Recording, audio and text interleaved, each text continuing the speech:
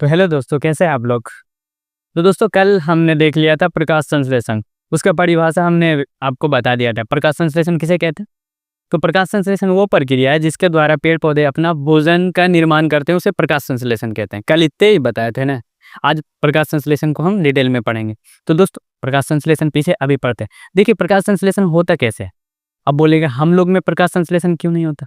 तो दोस्तों, प्रकाश संश्लेषण के लिए हमें क्लोरोफिल की ज़रूरत होती है, जो कि पेड़ पौधे में होता है और कुछ मतलब जीव जंतु में नहीं होता है। जैसे एक शैवाल होता है, उसमें भी क्लोरोफिल होता है। तो क्लोरोफिल की ज़रूरत होती है। जहाँ क्लोरोफिल होगा वहाँ ही प्रकाश संश्लेषण होता है। तो पेड़ पौधे के अंदर क्लोरोफिल होता है, पत्ती के अंदर होता है क्लोरोफिल। अब क्लोरोफिल क्या करता है? क्लोरोफिल सूर्य प्रकाश को अवशोषित करता है। देखिए, ये पत्ती हो गया, समझिए मेरा हाथ है पत्ती, पेड़ पौधे का पत्ती। और ये सूर्य प्रकाश को क्या करेगा? अवशोषित करेगा। और अवशोषित करके सूर्य प्रकाश को कर देगा सौर्य ऊर्जा को रासायनिक ऊर्जा में बदल देगा। और वो रासायनिक ऊर्जा, पत्ती में पहले से जल है, जड़ से खींचा हुआ जल है ना, संचित। और वो जल को हाइड्रोजन और ऑक्सीजन में अलग अलग तोड़ देगा। अभी कैसे कर लो, मतलब ठीक हो, बट बोले में पता नहीं हिचकिचा ले कैसे, यहीं से रह दे ठीक। तो वो जल को हाइड्रोजन और ऑक्सीजन में तोड़ देगा। उसके बाद ऑक्सीजन क्या करेगा? ये पत्ती में रंध्र होता है, स्टोमाटा, रंध्र खुलेगा और ऑक्सीजन बाहर हो जाएगा। बचेगा अंदर में कौन? हाइड्रोजन। हाइड्रोजन कार्बन डाइऑक्साइड से अभिक्रिया करके कार्बोहाइड्रेट का निर्माण करेगा। और वही तो क्या पेड़ पौधे का भोजन है, कार्बोहाइड्रेट। ठीक है दोस्तों, तो क्या हुआ? पेड़ पौधे में क्या पाया जाता है? क्लोरोफिल। वही पीछे लिखा हुआ है कि प्रकाश संश्लेषण। कल इसका परिभाषा देखे थे कि जिस प्रक्रिया द्वारा पेड़ पौधे अपना भोजन का निर्माण करता है उसे प्रकाश संश्लेषण कहते हैं। वही लिखे कि पत्ती में हरे रंग का वर्णक पाया जाता है, जिसे क्लोरोफिल कहते हैं। क्या कहते हैं? क्लोरोफिल। और क्लोरोफिल की करता है, क्लोरोफिल प्रकाश को अवशोषित करता है। बार बार बोल रहे हैं, पत्ती के अंदर हरा रंग का वर्णक पाया जाता है, जिसे क्या बोलते हैं? क्लोरोफिल। और क्लोरोफिल का काम कौन सी होता है?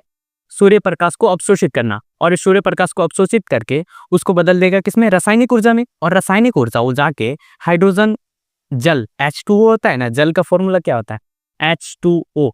तो इसको क्या करेगा? वो जाके तोड़ देगा। हाइड्रोजन अलग, ऑक्सीजन अलग। हाइड्रोजन अलग हो गया और ऑक्सीजन अलग हो गया।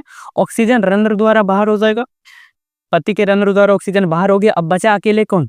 हाइड्रोजन। अकेले हाइड्रोजन बने बचा। अब ये हाइड्रोजन कार्बन डाइऑक्साइड से अभिक्रिया करके ग्लूकोज बनाएगा, कार्बोहाइड्रेट बनाएगा। तो देखते हैं दोस्तों, तो क्लोरोफिल, पत्ती में हरे रंग का वर्णक पाया जाता है, जिसे क्लोरोफिल कहते हैं। दूसरा पॉइंट है कि क्लोरोफिल सौर ऊर्जा को अवशोषित कर रासायनिक ऊर्जा में बदल देता है। सौर ऊर्जा को अवशोषित कर किसमें बदल देता है? रासायनिक ऊर्जा में। तीसरा पॉइंट है कि जड़ द्वारा जल पत्ती में आता है। जड़ से जल संचित होकर कहाँ जमा होता है? कहाँ संचित होता है? पत्ती में। और जिसे सौर्य प्रकाश हाइड्रोजन और ऑक्सीजन में तोड़ देता है। सौर प्रकाश क्या करता है? जल को हाइड्रोजन अलग कर देता है और ऑक्सीजन अलग कर देता है। ठीक है, केमिकल रिएक्शन होता है, हाइड्रोजन टूट जाता है और ऑक्सीजन भी अलग हो जाता है। ठीक है, फिर ऑक्सीजन रंध्र द्वारा बाहर निकल जाता है। कहाँ चला जाता है? वायुमंडल में। और CO2 रंध्र द्वारा पत्ती में जाकर, देखिए वायुमंडल में कार्बन डाइऑक्साइड है, तो वो रंध्र द्वारा पत्ती के अंदर घुस जाता है और ऑक्सीजन बाहर हुआ और कार्बन डाइऑक्साइड आया और जल पहले से था। तो कार्बन डाइऑक्साइड, CO2 और हाइड्रोजन मिलकर बनाएगा क्या? कार्बोहाइड्रेट। वही तो पेड़ पौधे का भोजन है। तो वही लिखे हैं कि ऑक्सीजन रंध्र द्वारा बाहर निकल जाता है और कार्बन डाइऑक्साइड रंध्र द्वारा पत्ती में जाकर हाइड्रोजन के साथ संयोग करके कार्बोहाइड्रेट का निर्माण करता है। और ये फॉर्मूला होता है दोस्तों प्रकाश संश्लेषण के, कि कार्बन डाइऑक्साइड कहाँ से मिला? बोले कार्बन डाइऑक्साइड कहाँ से मिला? तो कार्बन डाइऑक्साइड मिला वायुमंडल से। और फिर हमारे पास था जल। क्या था? जल। फिर आया सूर्य प्रकाश, जल को तोड़ दिया और क्लोरोफिल, और बना क्या? C6H12O6 और ऑक्सीजन निकला गैस, और हाइड्रोजन H2O जल निकला। ठीक है दोस्तों, तो ये हो गया पूरा प्रकाश संश्लेषण। तो दोस्तों, अभी देखते हैं कि प्रकाश संश्लेषण के लिए हमें कौन कौन सी पदार्थ की आवश्यकता पड़ती है। तो प्रकाश संश्लेषण के लिए हमें कुल 4 पदार्थ की आवश्यकता पड़ती है। पहला सूर्य प्रकाश, दूसरा कार्बन डाइऑक्साइड, तीसरा जल, और चौथा क्लोरोफिल। तो दोस्तों, सूर्य प्रकाश तो हमें वायुमंडल से मिल जाता है। फिर से देखते हैं प्रकाश संश्लेषण असल में होता है क्या। अभी लिखित रूप से देखे थे ना। अभी देखिए, मान लीजिए ये पत्ती है। ठीक है, क्या है? पत्ती है, ऐसे बना देते हैं। ये हो गया पत्ती। इसके अंदर, इसके बहुत अंदर हरा रंग का वर्णक पाया जाता है। कैसा? हरा रंग का वर्णक पाया जाता है, वर्णक पाया जाता है, जिसे क्या बोलते हैं? क्लोरोफिल, जिसे बोलते हैं क्लोरोफिल। ये क्लोरोप्लास्ट में पाया जाता है, ठीक है, जिसे बोलते हैं क्या? क्लोरोफिल। तो पत्ती के अंदर कौन सी है? हरा रंग का वर्णक, क्लोरोफिल। अब ये क्लोरोफिल कौन सी करेगा? जब सूर्य प्रकाश आ रहा है, इधर से प्रकाश आ रहा है, ये हो गया प्रकाश, सूर्य प्रकाश हो गया, ठीक। ये प्रकाश आ रहा है, इसको क्या करेगा? अवशोषित करेगा, यानी खींचेगा। ये क्लोरोफिल ये सूर्य प्रकाश को खींचेगा। अब खींचा, अब देखिए जड़ से यहाँ पे जल संचित था, पहले पत्ती के अंदर जल था, ठीक है, और वायुमंडल से ही, वायुमंडल में कार्बन डाइऑक्साइड पाया जाता है, तो यहाँ पत्ती के रंध्र द्वारा कार्बन डाइऑक्साइड चला गया, CO2 चला गया, ठीक है। तो देखिए ये प्रकाश आया, पहले क्लोरोफिल था, क्लोरोफिल किसको खींचा? प्रकाश को। और जल पहले से था पत्ती में, तो जल को ये प्रकाश जाके तोड़ देगा किसमें? जल को ये तोड़ देगा किसमें? हाइड्रोजन और ऑक्सीजन में। समझ रहे हैं? सबसे पहले क्या हुआ? पत्ती के अंदर क्या है? क्लोरोफिल। क्लोरोफिल क्या क्या? प्रकाश को खींच रहा, प्रकाश को खींचा, ठीक है, प्रकाश को खींच के वो की किया, उसको रासायनिक ऊर्जा में बदल दिया, और रासायनिक ऊर्जा में बदला तो पत्ती के अंदर से पहले से जल बैठा था, हाइड्रोजन और ऑक्सीजन मिलके बैठा था। प्रकाश को अच्छा नहीं लगा कि ये दोनों कैसे मिलल है, तो उसको की किया, उसको दोनों का फर्क है, तो दोनों फर्क हो, हाइड्रोजन को अलग कर दिया और ऑक्सीजन को अलग कर दिया। अब ऑक्सीजन की करता है, ऑक्सीजन रंध्र द्वारा बाहर निकल जाता है फटाक से। ऑक्सीजन की होता है, रंध्र द्वारा बाहर निकल जाता है, और बच जाता है अकेले कौन? हाइड्रोजन। अब हाइड्रोजन का चाहिए एगो साथी, हाइड्रोजन को कौन सी चाहिए? साथी। अकेले रहेगा थोड़ी ना पत्ती के अंदर, अकेले अकेले किसी को भी डर लगता है, तो हाइड्रोजन को चाहिए साथी। पहले उसका साथी था ऑक्सीजन, ऑक्सीजन को कौन मार के भगा दिया? प्रकाश, सूर्य प्रकाश मार के भगा दिया, तो अब उसको साथी चाहिए। तो यहाँ से कार्बन डाइऑक्साइड जाता है वायुमंडल से, तो पत्ती के अंदर का आ गया कौन? कार्बन डाइऑक्साइड, और ऑक्सीजन तो निकल गया, रंध्र द्वारा ऑक्सीजन बाहर हो गया, बाहर हो गया ऑक्सीजन। तो अब कार्बन डाइऑक्साइड से दोस्ती करेगा कौन? हाइड्रोजन। कार्बन डाइऑक्साइड और हाइड्रोजन दोस्ती करेगा और बनाएगा क्या? कार्बोहाइड्रेट। क्या बनाएगा? कार्बोहाइड्रेट। यही तो पेड़ पौधे का भोजन है, तो यही तो प्रकाश संश्लेषण है। प्रकाश संश्लेषण क्या है? क्लोरोफिल प्रकाश को अवशोषित किया, ऐसे बता सकते हैं सीधा। प्रकाश को अवशोषित किया क्लोरोफिल, और प्रकाश को बदल दिया किसमें? रासायनिक ऊर्जा में, और वो जाके जल को तोड़ दिया किसमें? हाइड्रोजन को अलग कर दिया, ऑक्सीजन को अलग कर दिया। और ऑक्सीजन क्या हुआ? पत्ती के रंध्र द्वारा बाहर हो गया, और जब कार्बन डाइऑक्साइड पत्ती के रंध्र द्वारा आया, वो हाइड्रोजन के साथ मिलके कुछ बनाए?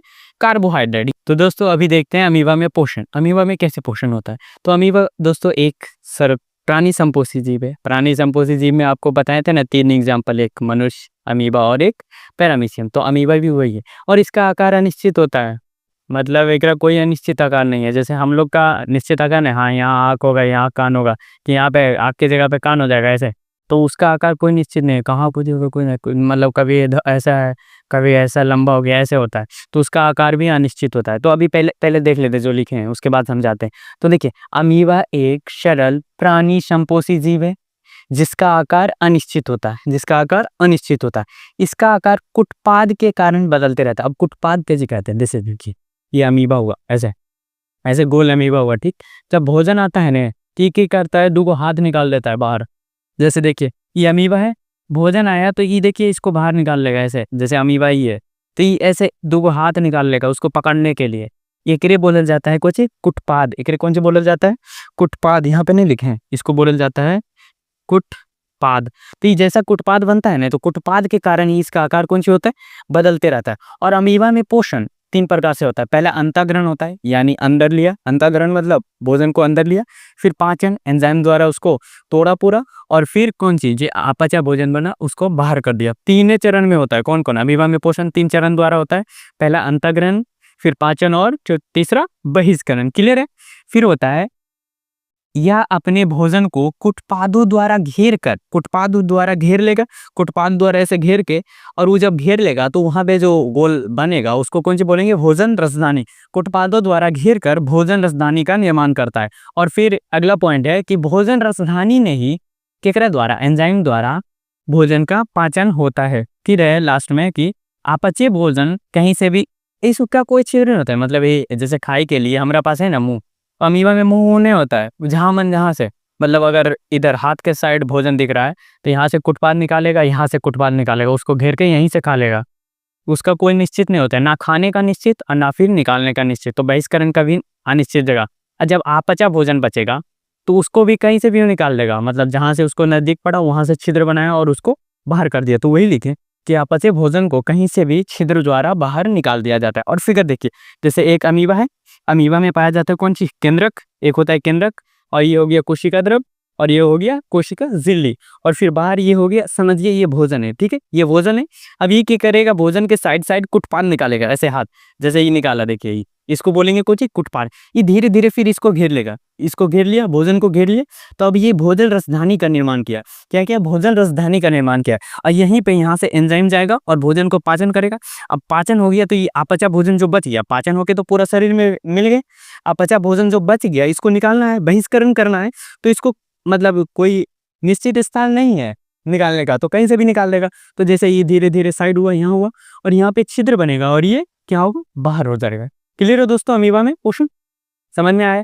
तो अमीबा कैसा है जीव है, सरल प्राणी संपोषित जीव है। इसका आकार निश्चित होता है या फिर अनिश्चित, निश्चित होता है। इसके खाने के लिए कोई जगह है नहीं, और ये जिससे मतलब भोजन को पकड़ता है उसको कौन सी बोलते हैं, कुटपान। जब भोजन पकड़ा जाता है तो कौन सी, भोजन रसधानी का निर्माण होता है, यहाँ बन रहा है ना भोजन रसधानी, और इसको कौन सी बोल रहे हैं, कुटपान। जैसे ये अमीबा, अमीबा ये भोजन पकड़ने के लिए ये बाहर किया, ये भोजन को पकड़ने के लिए, तो इसको की बोल रहे हैं, कुटपान। और जब ये भोजन को घेर लेगा तो ये किसका निर्माण होगा, भोजन रसधानी का। तो पाचन कहाँ होता है, भोजन रसधानी में। क्लियर है अमीबा में पोषण दोस्तों। अब देखते हैं पैरामीशियम में पोषण दोस्तों। अभी देखेंगे हम पैरामीशियम में पोषण। पैरामीशियम भी वही था, जैसे अमीबा था ना, बट अमीबा का आकार कौन सी होता था, अनिश्चित, बट पैरामीशियम का आकार निश्चित होता है। अभी लिखें, पहले देख लेते हैं पैरामीशियम। पैरामीशियम एक प्राणी संपोषी जीव है, जैसे अमीबा था, इन एग्जाम्पल देखे थे ना प्राणी संपोषी में। और इसका आकार निश्चित होता है, अमीबा का आकार अनिश्चित होता था बट इसका निश्चित होता है। इसका शरीर स्टीलिया से ढका होता है। इसका शरीर के ऊपर कौन सा होता है, रोम रोम जैसन होता है, जिक्र बोलते हैं कोई सीलिया। जैसे ये पैरामीशियम है, देखिए इसका आकार ऐसा ही चप्पल के आकार का होता है, इसके ऊपर कौन सी रोम रोम होता है, इसको बोलते हैं कोई तीलिया। और जहां से भोजन ग्रहण होता है, देखिए इसमें भोजन का अंतःग्रहण, अंतःग्रहण मतलब अंदर, एक निश्चित स्थान से होता है, जिसे कोशिका मुख कहते हैं। जहां से, अच्छा बताइए तो, अमीबा में भोजन कहाँ से, मतलब अंतःग्रहण कहाँ से होता था, हाँ उसमें कोई स्थान नहीं था, कोई निश्चित स्थान नहीं ना था उसका, बहिष्करण के लिए भी कोई निश्चित स्थान नहीं था। बट पैरामीशियम में एक निश्चित स्थान होता है, जिसको कौन सी बोलते हैं, कोशिका मुख, कौन सी बोला जाता है, कोशिका मुख। फिर देखते हैं सीलिया भोजन को कोशिका मुख तक ले जाता है। मतलब जो सीलिया है ना, बाहर ये बाल है ना, जैसे भोजन यहाँ पे, तो ये ऐसे इसको ढकेलेगा, फिर यहाँ आ जाएगा, यहाँ आ जाएगा, यहाँ आ जाएगा, ऐसे करते करते कहाँ तक आ जाएगा, कोशिका मुख तक। फिर अंदर जाके उसका कौन सी हो जाएगा, भोजन रसदानी का निर्माण होगा और उसका पाचन हो जाएगा। तो पैरामीशियम में इतना ही था दोस्तों।